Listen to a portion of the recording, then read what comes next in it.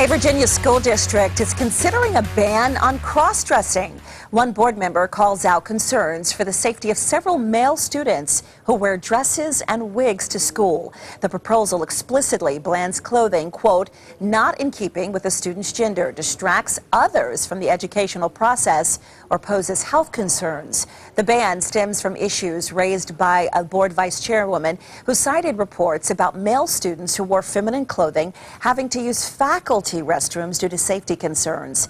If approved, the ban would take effect next school year. Critics say this would violate students' First Amendment rights. How do you feel about this? Is the ban an attack on the transgender community, or do you think the school board is truly concerned about student safety? And our guest today is Valley film critic David Ramsey. This is a tough one. It is a tough one because I can see that there would be definite concerns for safety. If they have to use a faculty restroom, that means, and how wouldn't they? I mean, they can't go into the men's room, and they certainly can't go in the ladies' room. I didn't even know that people were cross-dressing on school campuses. Did it say how old or young the kids were? High It's school. high school. Okay.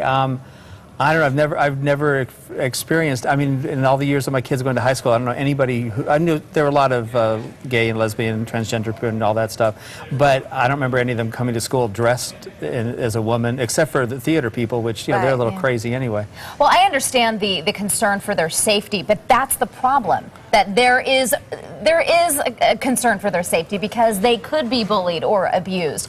We need to teach acceptance. Well, that's when you true. leave high school, you will encounter transgender people. They're among us. They're part of us. They're who we are. You know, it's ridiculous. I think it's not promoting tolerance. I just thought high school kids had enough other stuff to worry about. No, they don't. I thought they were dealing with so much other stuff that, you know, back in the day, if you didn't have on, if you had on Bobo sneakers, you were picked at, and now this is just yet another thing that they are coupled with. Well, I think kids like to pick on other kids, Right. Unfortunately, and sometimes it gets escalated to a point that is terrible and should be stopped. And that is, you're right, teaching tolerance. They need to be the ones that are punished. And unfortunately, that doesn't seem the way it's going. Yeah. They do a lot of no bullying education, and a lot of stuff like that. But there's also the opposite rhetoric. Some of the kids might get it home from their parents, or some of the really ultra-conservative radio or TV radio stations particularly.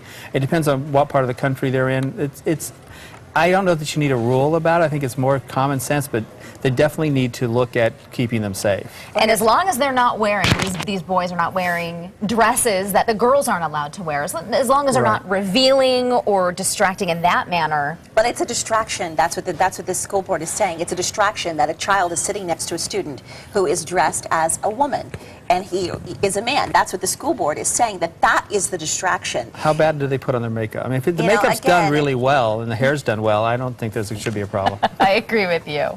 Sakura Martinez says, that's another good reason why all schools should make it mandatory from kinder to seniors to wear school uniforms. I agree. Then they are there to learn. But hey, the boys could wear the skirts. I mean, they're still going, Yeah, here's what Royzen says. This is just a really difficult subject because although the reasoning behind the actions is meant to be positive, it oftentimes has negative effects. And John De La O says, my solution would be limited liability release to the school, the child, and the parents, given written notice that the school can only do so much, and the student and the parents accept the risk. Jennifer Tyree, it's not hurting anyone, and these days parents need to teach their kids that there are boys who dress like girls and girls who dress like boys. They are no different than anyone else, nor should any of their rights be taken away. Jennifer, I am so with you. I agree. You should actually go to my Facebook page and go to my Halloween pictures. You'll see some interesting ones there. Oh my goodness, I love that. And Rich Dahlquist, he was a great lady for Halloween one year.